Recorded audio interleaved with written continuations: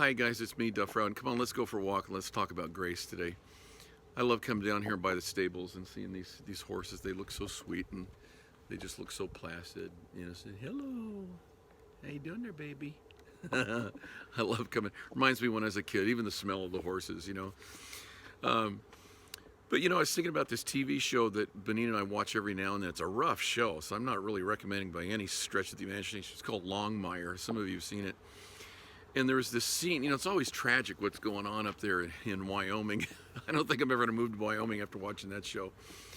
But the way this story goes is there's a girl who's about 16 and she's getting in trouble. She's hanging out with people that are selling heroin and she's just doing horrible stuff, and he's sleeping around with guys twice her age, and it's just awful what she's becoming. She's rebellious, she's snotty, and has no respect for authority and stuff like this. And then to make matters worse, she doesn't live with her parents, but she lives with a sweet old grandma who's got like an oxygen tube around her nose like this. It looks like she's about 90 years old and wears a wig. And she just thinks that this granddaughter is the sunshine itself, and would never believe anything bad about her granddaughter.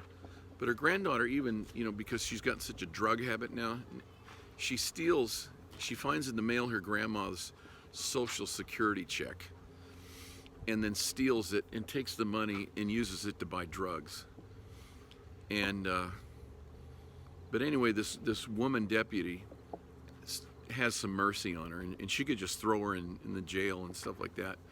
But instead, she takes this young teenager back to her grandma's house, and she doesn't tell the grandma anything of what this kid's been doing. But the granddaughter is so filled with shame and going, I can't believe this. I stole my grandmother's only income so I could get high. So anyway, the deputy takes her back there, and the granddaughter thinks that the deputy's going to tell the grandma everything. So she's just talking to her, and the grandma's saying, I still don't understand what happened to my Social Security check. It's just gone. I don't know what happened. And then the deputy says to the grandmother, with the granddaughter standing right there, she goes, well, you know what? Your granddaughter helped me figure out where it went. And you know what? And this deputy woman, she pulls out her own checkbook, and she says, there's a reward. And so I'm going to write you a check for the reward, that she gets, and it'll go right to you as her guardian. And she writes out a check for the amount that granddaughter stole and gives it to the grandmother. And the granddaughter's just sitting there going, just the look on her face is like, there is no way I deserve this. This deputy should be throwing me in jail and setting me up and sending me up for a long time. What a horrible thing to prey on somebody's trust like that, who loves me, who adores me, and I'd rip her off just so I could get high. And when I watched that scene, man, it just blew me away, because I thought, man, that's the grace of God. That he knows everything that you and I have done. He knows everything that everybody's done, and yet he's quite willing to pay the complete price for it, the complete price.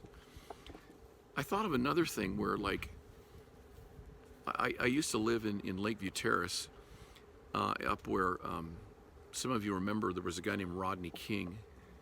Hi, sweetie. A guy named Rodney King that got beat up by police there. It caused a riot, literally a riot. But there was a guy that was homeless, and he had one leg, and his actual parents used to live next door on a ranch, and there was horses around there and stuff like this. And his parents built a big fence around their house so that he couldn't get in and steal from him. And I remember that guy, he was so messed up in drugs and alcohol and this kind of stuff, and he just looked terrible, and he just stunk to high heaven. Sometimes he would come over and use the restroom by the men's dormitory, and his clothes were so filthy, he would find other clothes, and then he'd leave his filthy clothes in the men's bathroom there. And it was so awful. It was just like, and it just kind of represented him. It was so awful. And we'd have to pick those clothes up. And it made me think about this, is when Jesus took on my sin, it was like he took my filthy clothes, he took my filthy garments, and he put them on. and said, Father, I'll pay his punishment. But you know what, you guys, that's grace. No other religion has that. You know why? Because only God himself could invent it.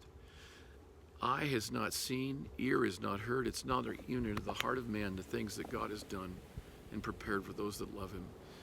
You guys, I want you to understand something. I want you to understand it very, very clearly. His grace is enough. You can't deserve it. There's nothing you can do. If there was something you could do to earn it, he'd let you earn it. But you can't. You can't. You can't buy it. You can't pay it back. So don't try. I want you to know this. He wants you to rest in his love. He wants you to come to a place in him where you can just say, Lord, you know I did all this stuff. I don't deserve your forgiveness, but I know that you're rich in mercy.